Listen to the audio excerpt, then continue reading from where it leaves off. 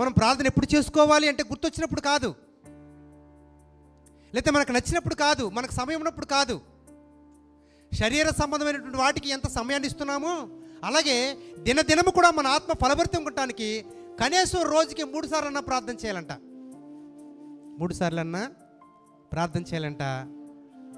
ఆ రోజులో కనీసం మీరు ప్రార్థించేటప్పుడు 1 గంట అయినా దేవునికి ఇవ్వాలంట.